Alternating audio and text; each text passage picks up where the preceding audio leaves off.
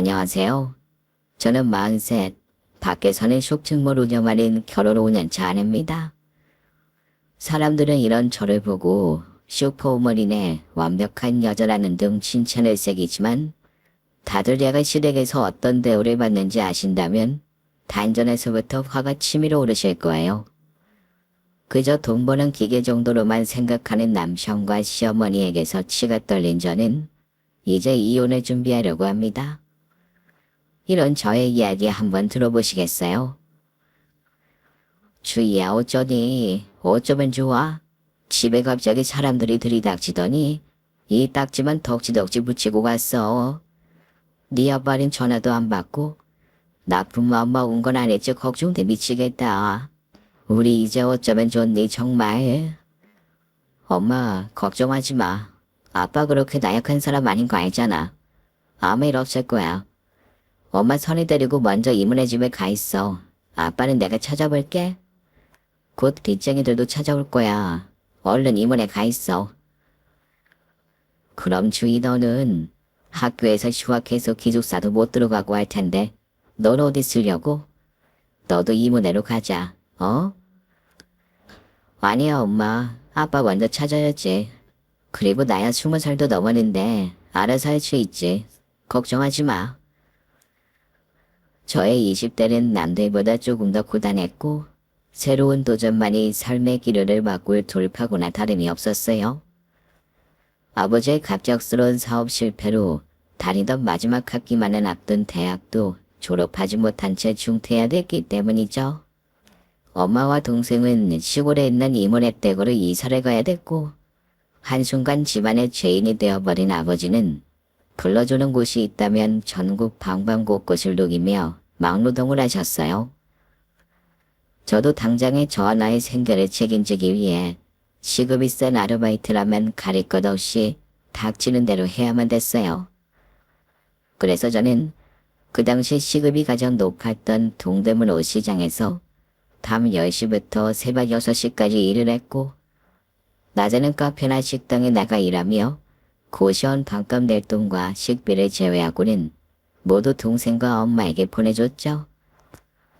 하지만 이렇게 살다가는 빚은커녕 가족들이 모여 살 방 한 칸 마련하기 쉽지 않다는 생각이 들었어요.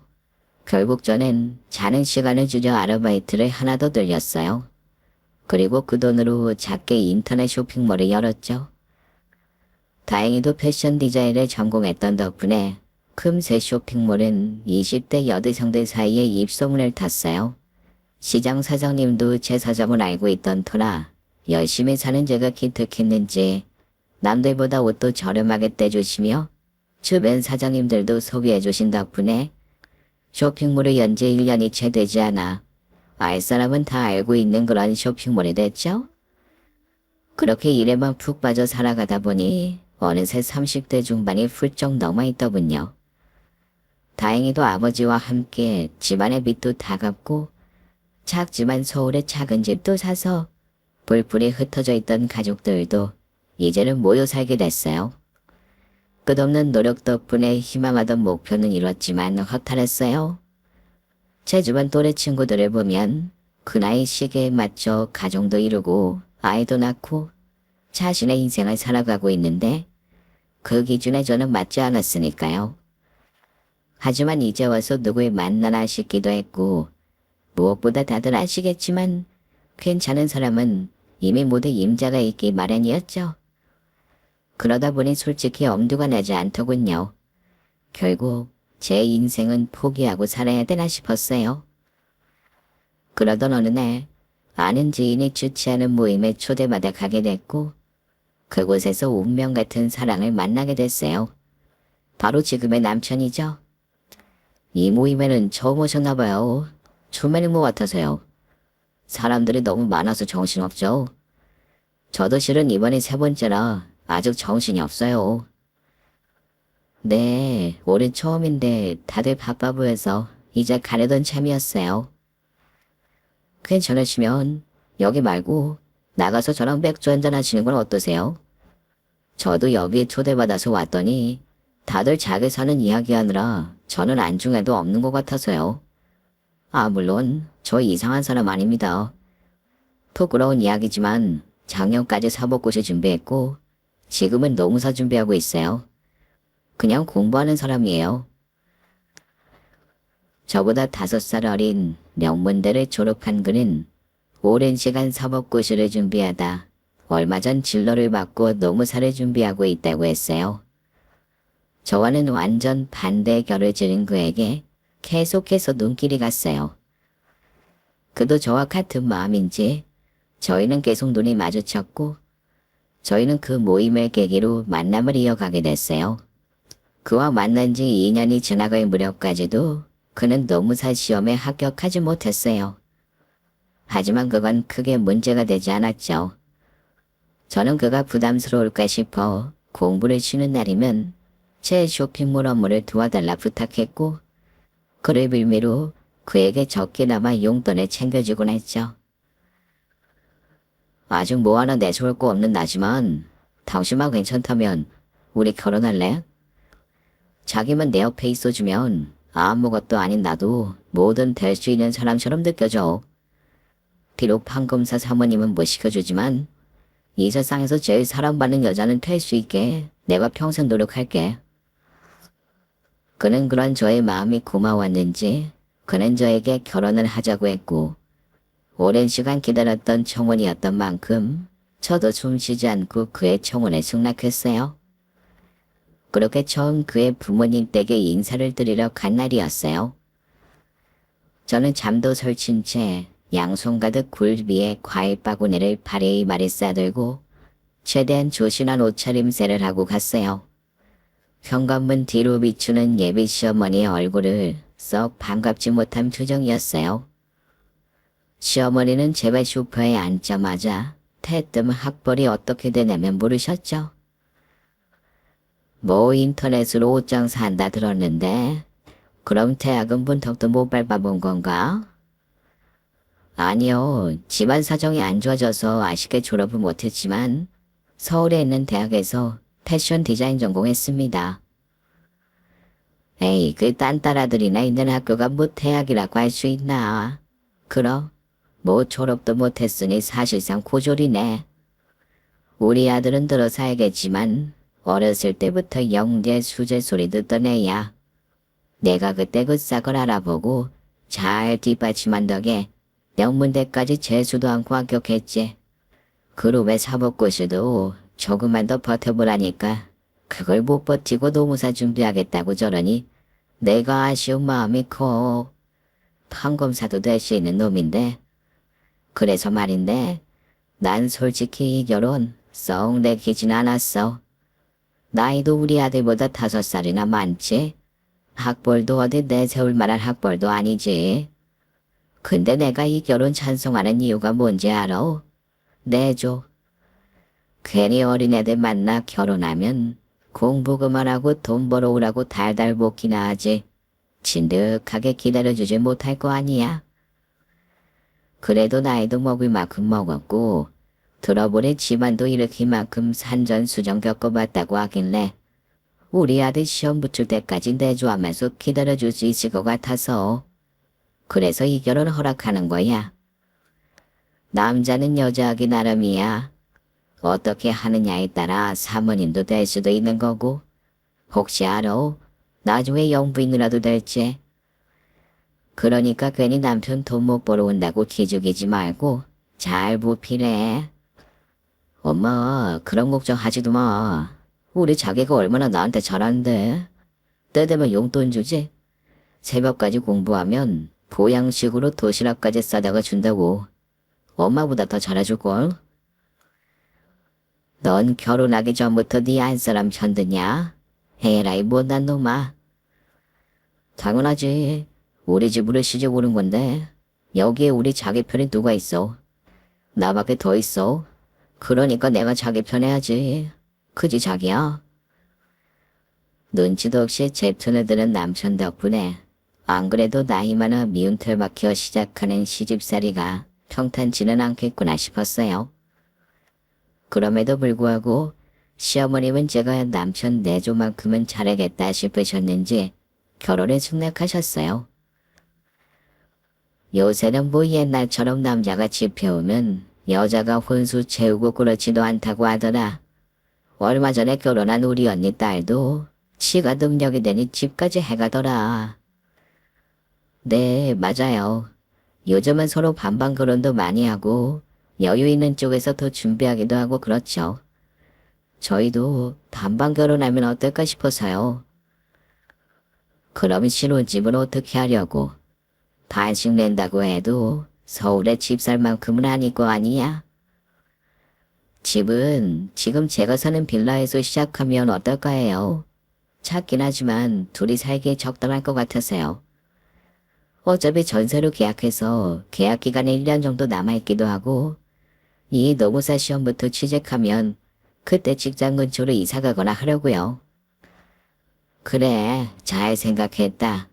출퇴근길 오가는 것도 일이야. 올해는 공부에만 매진하고 전세값 빼서 얘 직장 근처로 이사 가면 딱이겠네. 시어머니는 그제서야 원하는 답을 들으셨는지 흡족해 하셨어요. 그렇게 저희는 각자 2억씩 4억씩을 모아 혼수와 결혼식을 준비했고 나머지는 이사 갈 때 쓰려고 남겨뒀어요.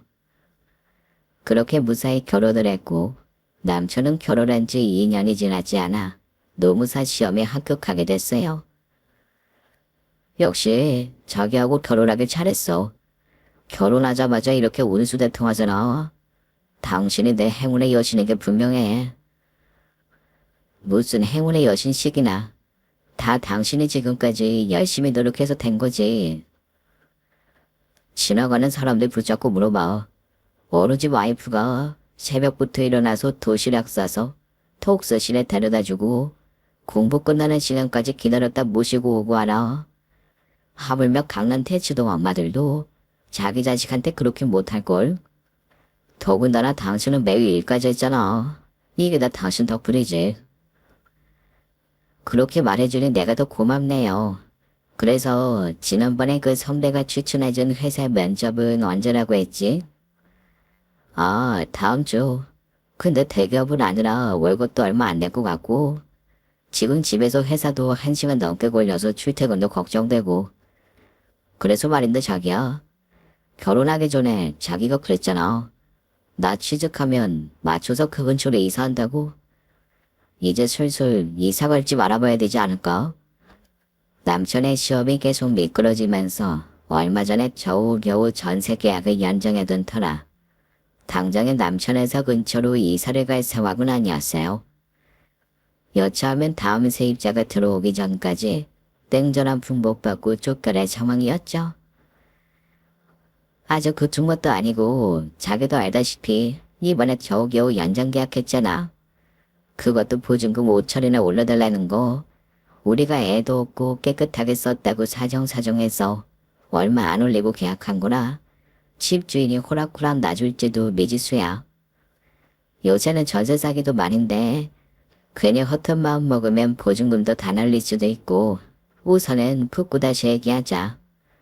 당신은 집 계약이나 이런 거 안 해봐서 잘 모르겠지만 집이라는 게 그렇게 원하는 대로 막 이사 갈 수 있고 그런 쉬운 문제가 아니야. 자기야, 말이 조금 그렇다. 내가 아무리 이 집에 한 푼 안 보탰다고 해도 그렇게 계속해서 무슨 세상 물정도 모르는 애마냥 취급하면서 아직 붙지도 않은 회사 때문에 걱정하는 사람처럼 말하네. 선배가 그랬어. 여기 내 스펙이면 그냥 넣기만 하면 바로 붙는다고. 나라고 뭐 맨날 시험에 떨어지는 사람인 줄 알아? 아니 내 말은 그런 뜻 아닌 거 당신도 알잖아. 여보, 그럼 이렇게 하자. 우선 다음 주에 있는 면접 잘 봐. 그리고 붙으면 내가 당신 회사 생활에 익숙해질 때까지 출퇴근 도와줄게. 그러니까 아직 일어나지도 않은 일 때문에 면접 보기도 전에 괜히 스트레스 받지 말고 면접부터 잘 보자. 당신은 꼭 이럴 때마다 나의 말은 티를 내야겠어. 다른 제 와이프들은 남편의 집안에 큰일이 있어 이렇게 하자 저렇게 하자 하면 군말 없이 따른다던데 당신은 꼭 내가 뭐 말만 하면 어린애 달래도 그러더라. 무슨 손에 사탕 하나 쥐어주고 얼른 마트 벗어나는 애 엄마처럼 왜 남편을 애 취급하는 거야? 아니, 당신을 애 취급하는 게 아니라 현실이 그렇다는 거지. 당신은 오랫동안 공부하느라 이런 일은 다 내가 도맡아 해왔잖아. 하다못해 이번에 전세계약 연장할 때 대출 좀 알아봐달라고 하니까 당신 그런 거 할 줄 모른다고 모르서 했잖아. 그래서 지금까지 내가 큰일은 다 알아서 했고, 더군다나 웬만하면 당신의 하자는 대로 다 들려주려고 했잖아. 근데 지금은 정말 상황이 안 돼.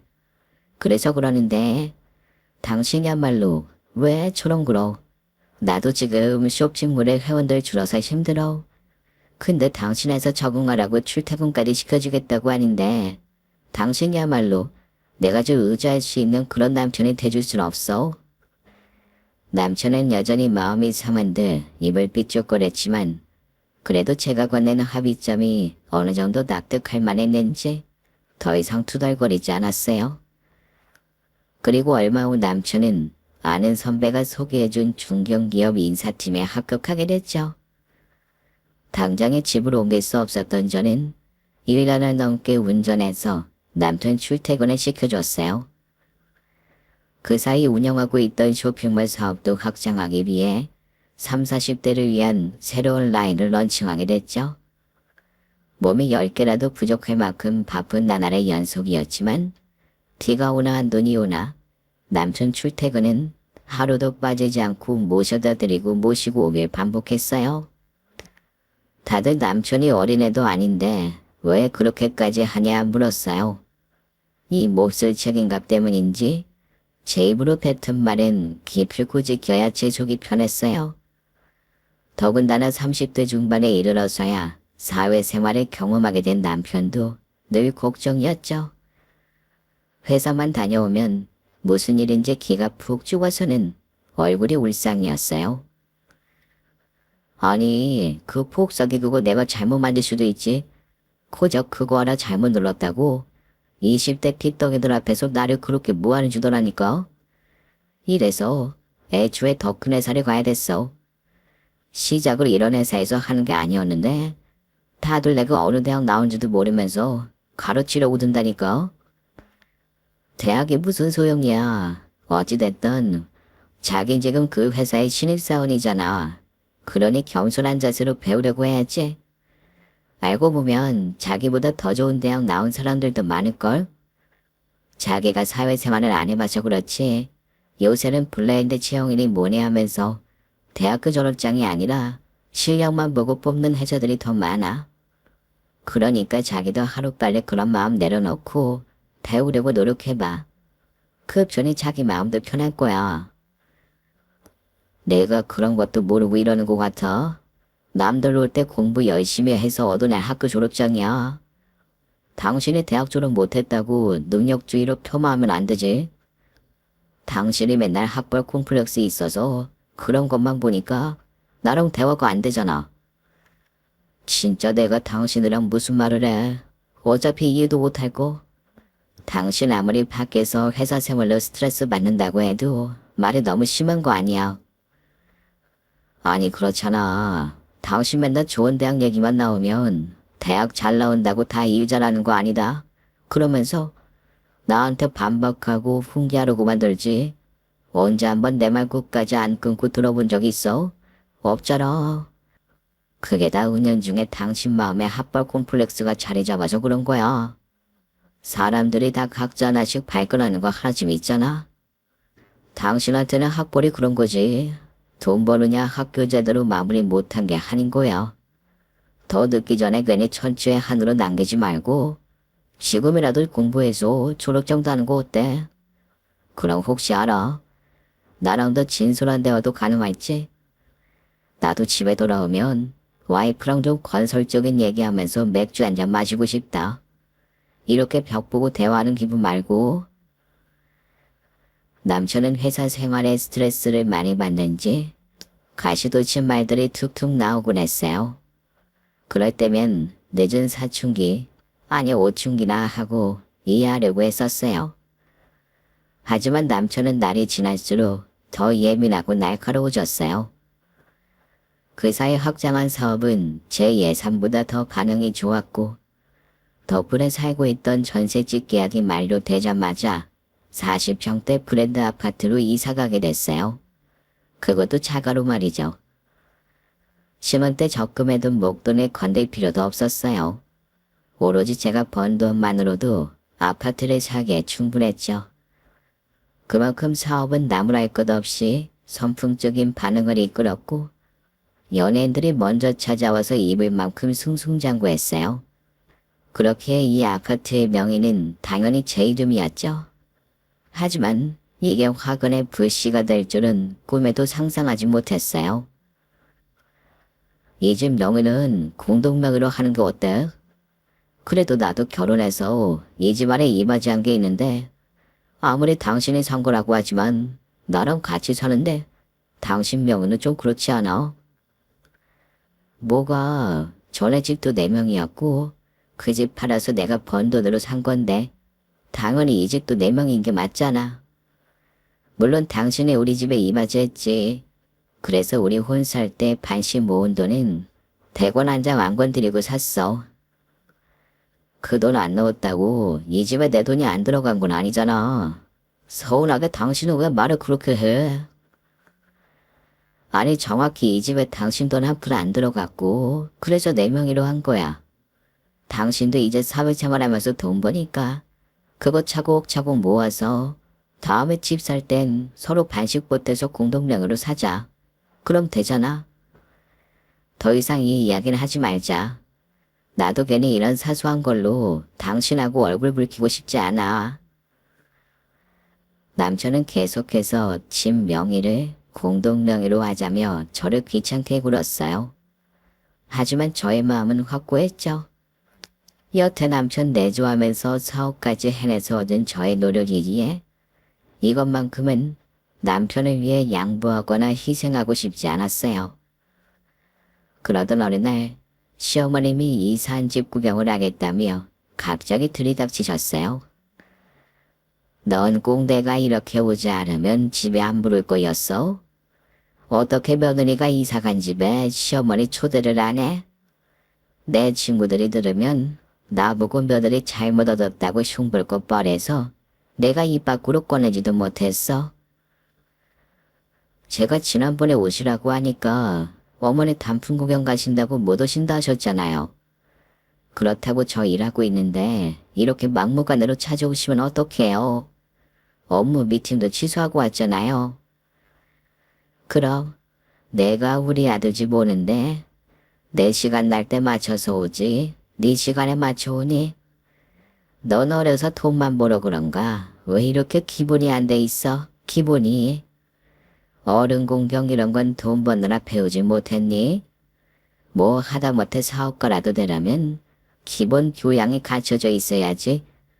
이건 뭐 입만 열면 시장 돗대기 장사꾼 마냥 수준이 낮으니 말이야. 너희 회사 직원들은 네 말 듣기는 하니? 사장이 배운 게 없어서 직원들이 무시는 안 하나 몰라. 어머님, 그런 걱정 안 하셔도 돼요. 회사에서 누구보다 직원들한테 존경받으면서 있으니까 제 걱정하실 시간에 아드님 걱정부터 하세요. 회사 다닌 지 벌써 1년이 지났는데 아직도 적응 못하면 어떡해요. 아니 네가 얼마나 눈치를 줬으면 대기업도 겉돈이 들어가랜데 뭐 이름도 처음 들어보는 회사에 들어가서 그 고생을 시켜. 내가 너희 결혼할 때 뭘 했어? 내 조그거 하나만 잘하라고 했더니만 그것도 못하고. 내가 이만저만 속상한 게 아니다. 남들은 돈 잘 버는 며느리 있어 부럽다고 하는데 그럼 뭐해? 빌려간 돈도 안 갚고 나몰라라 하는데. 제가 언제 돈을 빌렸다 그러세요? 무슨 돈이요? 너희 결혼할 때 받아간 돈? 그게 빌려간 돈 아니면 뭐야? 아주 모르는 척이 뻔뻔하구나. 결혼할 때 받아간 돈이요? 설마 혼수 말씀하시는 거예요? 그래. 학교 졸업하고 사법고시만 준비하던 놈이 뭔 돈이 있어서 장가 간다고 대뜸이 역을 내놨겠어? 그게 다 내 주머니에서 나온 돈이지. 가져갈 땐 좋다고 가져가서 이 집까지 사놓고 이제 와서 모르는 척 하겠다고? 그거는 남편 몫으로 주신 거잖아요. 저도 이역해왔어요. 그걸 가지고 빌려줬다고 하면 안 되시죠? 아무리 부모 자식 간에도 돈 문제는 확실히 아는 거야. 어떻게 그냥 주는 돈이니? 우리 노후 생활비에서 떼서 빌려준 거지. 2억이 무슨 애 이름인 줄 알아? 너 그렇게 돈 많이 번다고 기사도 나고 그랬으면 하다못해 시부모님들한테 용돈이 됐건 뭐 선물이 됐건 사다 바치는 건 내 바라지도 않는다. 결혼하겠다고 빌려간 돈은 갚아야 되지 않겠어? 40평대 아파트로 이사할 정도로 돈 벌었으면 콩고물은 고사하고 단돈 몇 백이라도 이자 쳐서 갚을 생각을 해야지. 이건 뭐 딱 잡아떼고 모르세하니 내가 다 어이가 없다. 이럴 거면 너희 결혼할 때 안 도와줬지? 갑자기 들이닥쳐 돈을 갚으라며 억지를 부리는 시어머니를 보고 있자니 너무 당황스러웠어요. 그래, 그럼 깔끔하게 놔도 너희 그 돈 너희 줬다고 생각할 테니 그냥 이 집이나 공동명의 해다오. 그래야 뭐 나한테 떨어지는 게 하나 없지만 서로 이런 게 다 부모 마음 아니겠어? 너희 둘만 행복하게 잘 살면 되지. 어머니, 그 돈 그이한테 주신 거니 그이한테 받으세요. 저도 시집 올 때 제 친구들 다 받는 예단 보석 하나 못 받고 왔어요. 저희 주지도 받지도 말자고요. 그게 서로 계산하기 편하잖아요. 저 바빠서 다시 회사 나가봐야 되는데 요암역까지 태워다 드릴까요? 아니다. 그냥 택시 불러드릴게요. 지금 저랑 같이 있어봤자 화만 나실 것 같아서요. 기사님 바로 오신다고 하니까 지금 나가시면 될 것 같아요. 시어머님은 뭐 이런 게 다 있냐는 듯 벙찐 표정으로 저를 위아래로 훑어보셨어요. 하지만 저는 시어머니의 속셈을 뻔히 알기에 더 이상 여기에 넘어가서는 안 된다 생각하고 정신줄을 꽉 붙들어 잡았죠. 오늘 엄마 왔다 갔다면서 많이 바빴어? 가는 길에 모셔다 드리지. 택시만 덜렁 잡아드리면 어떡해. 이 동네 길도 익숙하지 않으신데. 내가 모셔다 드렸으면 화병 나서 응급실 가실 것 같은 얼굴이시길래 그냥 택시 불러드린 거야. 왜 오셨는지 말씀 안 하셨어? 안 그래도 그거 좀 제대로 말하자. 그냥 엄마가 말하는 대로 공동명의하면 우리 주신 2억도 안 받겠다고 하는데 엄마 말대로 해주면 안 돼? 우리야 손해볼 거 없잖아. 아니지. 정확히 당신이 손해볼 게 없지. 나는 손해인데. 혼수로 2억 해오고 집까지 장만했는데 이제 이 집까지 당신하고 같이 가지라고 하는 건 나한테 손해지. 우리 부부 아니야? 부부가 너나 이런 게 어딨어. 우리지. 그렇게 확실하게 선 긋고 살 거면 당신 결혼은 왜 했어? 당신 돈 버는 이유도 우리가 같이 행복하게 살려고 버는 거 아니야? 그깟 명의가 뭐라고 그냥 하면 되지. 누가 얼마 벌어서 이 집에 기여했는지 그게 그렇게 중요해? 중요해. 아니, 중요해졌어. 그간 적어도 당신이 알아주는 줄 알았거든. 내가 얼마나 당신과 우리 가정을 위해 희생하는지. 근데 오늘 보니까 아닌 것 같더라. 그저 호시탐탐 내가 일해 오면 그거 어떻게 해서 가로챌까 기다리는 사람들처럼 구는데 내가 호구도 아니고 넙죽친 명예까지 바꿔서 바치라는 건 당신 어머님이야말로 뻔뻔하신 거 아니야? 뭐? 뻔뻔? 당신 감정이 앞선다고 지금 너무 막말하는 거 아니야? 그리고 우리 엄마가 뭐가 뻔뻔한데? 뻔뻔한 거야 당신 발톱만큼도 못 돌아가지? 당신이야말로 맨날 돈 좀 번다고 남편 무시하고 한심하게 여겼잖아. 그러니까 집도 자기 앞으로 해놓지. 얼마나 남편을 무시하면 그렇게 굴어. 그러니 우리 엄마도 아들 불쌍해서 이러는 거 아니야. 여보, 잘 생각해. 내가 언제 당신을 무시해. 무시했으면 그렇게 지극정성으로 내조하지도 않았겠지. 아니 못했겠지. 우리 결혼할 때 나 우리 집에서 100원 한 푼 도움 안 받고 내 힘으로 모아서 한 거야. 적어도 당신도 내 생각했으면 그때 시댁에서 돈 받아오면서 이런 것까지 생각해서 끌어냈어야지. 지금 이렇게 끌어들이는 게 아니라 당신이 당신 어머니 끌어냈음. 애초에 이렇게 되지도 않았을 거 아니야. 나 주변에서 다 당신하고 왜 결혼하냐고 말렸어. 결혼할 조건도 안 갖춰진 사람이라고. 그래도 나 그냥 당신 성품 하나 믿고 결혼한 거야. 근데 왜 이렇게 변했어? 난 진짜 당신 능력 없는 건 참아도 이렇게 인품까지 잃는 건 정말 더 이상 못 견디겠어.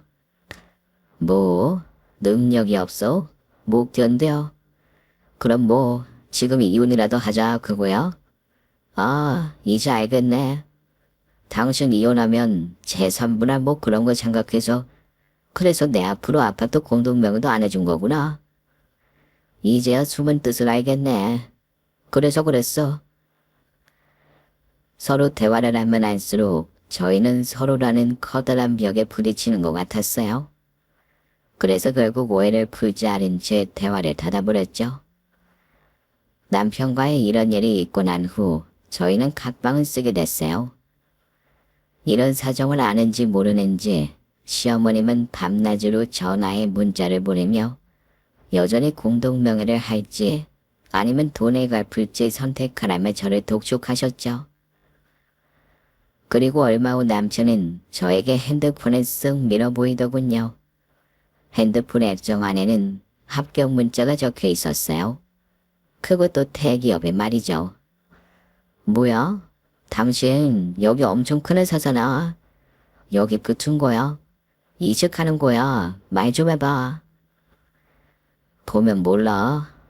당신하고 각방 쓰면서 맨날 퇴근해서 밤새서 어학 공부에 이직 준비하느라 밤새다시피 공부했어. 그래도 그간 공부한 점이 있으니까 고 몇 달 이직 준비했다고 나나되니까 대기업에 떡하니 붙는 거지. 당신이었으면 어림도 없어. 알어? 그래, 그래도 잘했어. 고생했어 여보. 그래도 기뜸이라도 해주지. 그랬으면 내가 밤에 공부하라고 야식이라도 해다 줬을 텐데. 그래도 장하다 우리 남편. 기특해. 오랜만에 기세등등한지 의수되는 남편의 모습을 보니 역시 내 남편이지 싶은 게 그간 꽁꽁 얼었던 기류가 눈 녹듯이 사라지는 듯 했어요. 하지만 남편은 저와 달랐나 봐요. 마음이 풀리지 않았는지 여전히 저를 냉랭하게 대하더군요. 남편을 축하해주기 위해 오랜만에 집에 일찍 와서 이직 파티 준비를 해뒀지만 남편은 연락을 해도 받지 않았어요. 밤이 늦도록 남편은 오지 않았고 자정이 다 되어서야 남편의 집으로 돌아왔어요. 그것도 시어머니와 함께 말이죠. 알고 보니 이 남자 저 몰래 시댁에서 이미 성대하게 이직 파티를 했지 뭐예요. 시어머님이 보란듯이 남편의 팔짱을 끼고 저희 집에 오시는 바람에 몰랐어도 되는 사실을 굳이 알게 됐어요. 몇 달 동안 시어머니 연락을 깡그리치 무시했던 탓에 시어머니와의 갑작스러운 대면 자리가 굉장히 불편하게 그지없었어요. 저처럼 불편하겠지 생각한 것과 달리 시어머님은 마치 이 상황을 기다렸다는 듯 흥미롭게 저를 훑어보셨어요. 의아한 반응에 지금 이게 무슨 상황인지 저는 혼자서 쉴 새 없이 머리를 굴렸어요. 안 본 사이에 얼굴 많이 좋아졌다. 너 내 연락도 무시하더니 마음 편했나 보구나. 안 본 사이에 너 나한테 할 말 없던? 아니 결혼 전에 나한테 속인 거 없는지 잘 생각해봐. 지금이라도 이슈 짓고 하면 내가 용서해줄지 또 알아? 그러니까 지금이 마지막 기회다 생각하고 말 못하고 속인 거 없는지 되새겨보렴. 네? 제가요? 제가 뭐하러 어머님을 속여요? 저 어디 나가서 거짓말 하나 제대로 못해서 손해를 보면 받지. 누구 속이고 그런 사람 아닌 거 잘 아시잖아요. 결혼한 지 5년이 다 되어가는데도 아직도 저를 모르세요? 그래, 그거야 모르지. 사람이 숨기고 싶으면 앙담은 조개 마냥 입 닫고 모르는 척하면 무슨 수로 사람 비밀을 알아내니? 그래서 너는 당당하다 이거지? 그럼 하나만 묻자. 너 왜 처녀 행세했니? 우리 아들이 초혼인 것 마냥 왜 처녀 행세했어? 네가 말 안 하면 내가 평생 모를 줄 알았어. 너 파울한 거? 지금 생각해보면 네가 찌르는 게 있으니 집을 해왔지. 그래. 여자나이 마흔이 다 되어가도록 혼자인 것도 찜찜했는데 앙큼하게 호적만 깨끗하면 평생 안 들킬 줄 알았어. 그런 주제 순진한 우리 아들 끼어내주는 주제넘게 아랫사람 부리듯 데리고 사니? 양심도 없이. 누가 처녀 행세를 했다고 그러세요? 저 이미 결혼하기 전부터 이 일은 다 알고 있었어요. 어머님 이러실 줄 알고 말씀드리고 결혼 승낙받자고까지 했고요. 그리고 제가 결혼했다 이혼한 것도 아니고 결혼식장에 발도 못 뜯어보고 말 그대로 파혼한 거예요.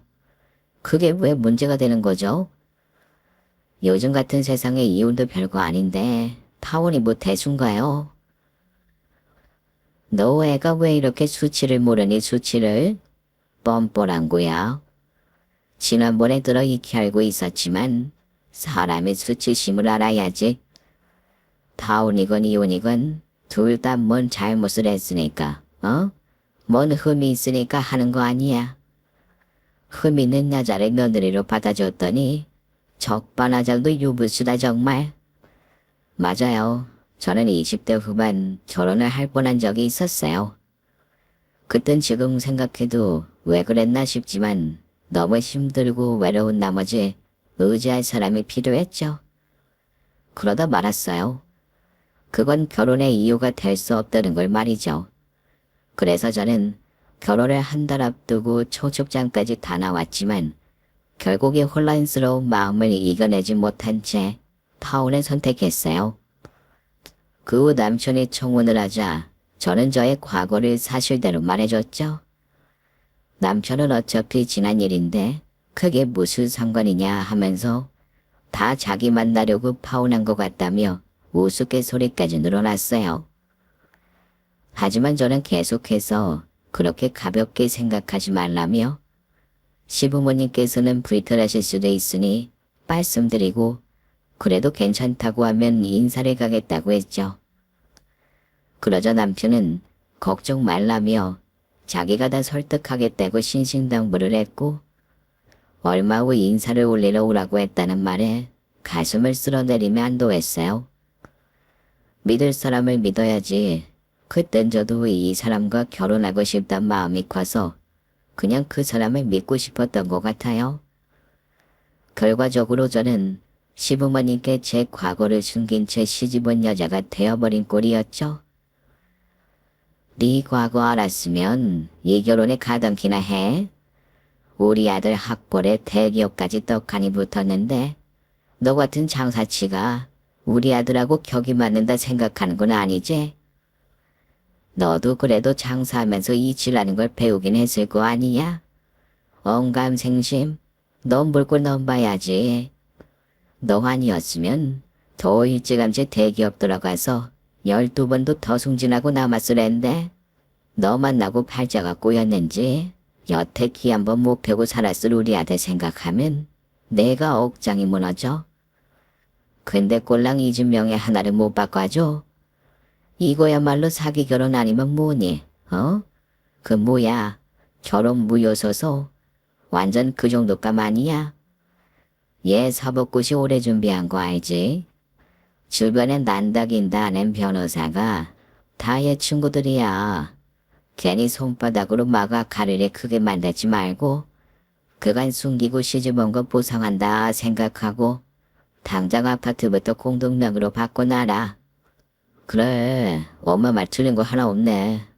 난 지난번에 하도 당신은 난리법석을 쳐서 우리 엄마가 아무리 그래도 교양없이 말했을까 싶어 내심 걱정했는데 고작해야 수치를 모르냐고 물어볼 양반이야 우리 엄마가. 근데 우리 엄마를 당신이 상대하는 시장 아줌마 취급을 하질 않나?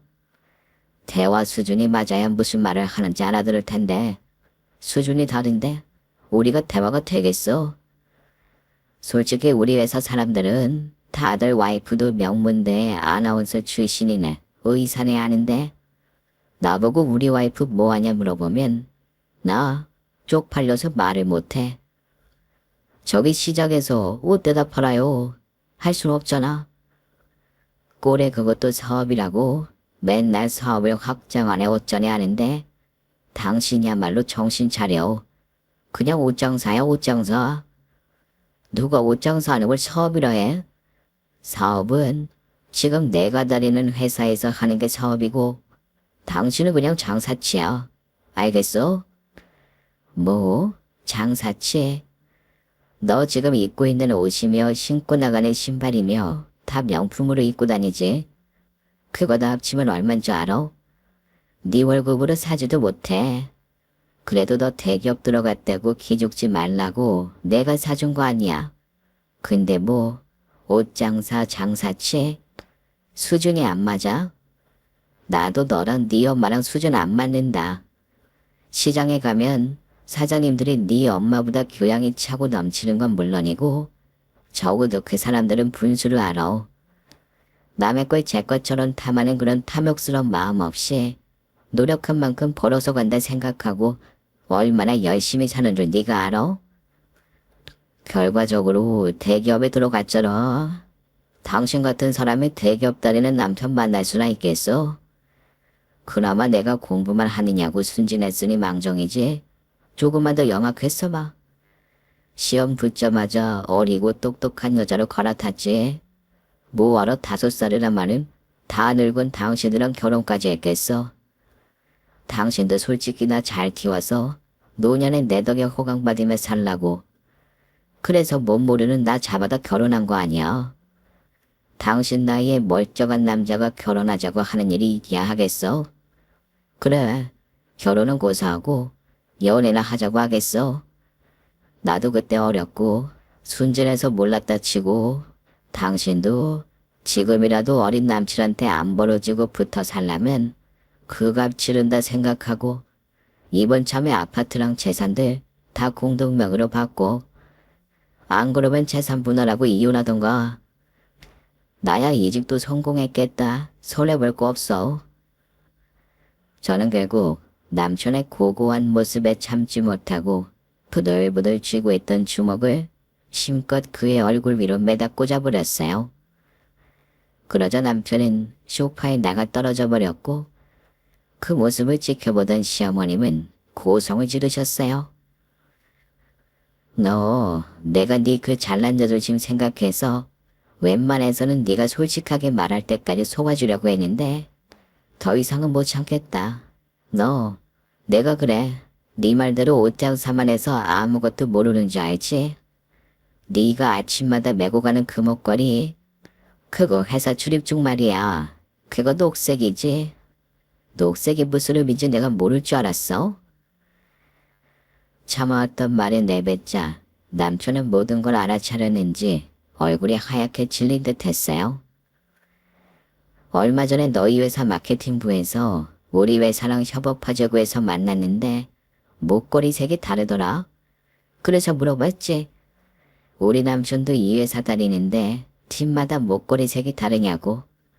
우리 남편 목걸이는 녹색이라고 그랬더니 그 직원분이 곤란한지 말을 해야 되나 말아야 되나 그런 표정으로 우물쭈물거리길래 바로 알았지.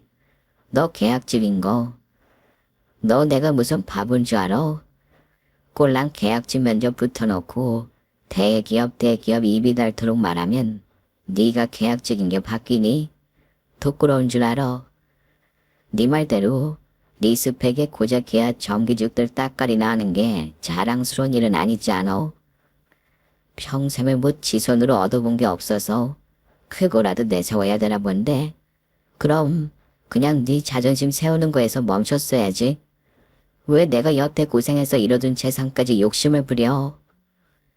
내가 너 왜 이직했는지 그 속셈도 모를 것 같아. 너 야금야금 내 재산 가로치려고 그래서 대기업 딱지 붙인 거 아니야. 어머니, 아무래도 아드님 수준에 만든 며느리로 다시 알아보셔야 될 것 같아요. 저랑은 너무 수준이 안 맞네요. 시어머님은 지금 무슨 상황인지 알아차리지 못한 채 혼란스러운지 고개를 두리번 거리셨어요. 그래서 저는 남편의 회사 지원 계약서 한 장과 사원증 목걸이를 가져다 내어드렸죠. 그 종이에 쓰여있는 글자 보이시죠? 계약지. 계약기가 1년인 거. 어머니 말씀대로 대기업 직원 맞죠? 1년 동안은 말이죠. 근데 그거 가지고 저한테 공동명의네 어쩌네 하면서 거래하시려고 하신 거예요? 너무 제가 미치는 거래라고 생각하지 않으세요?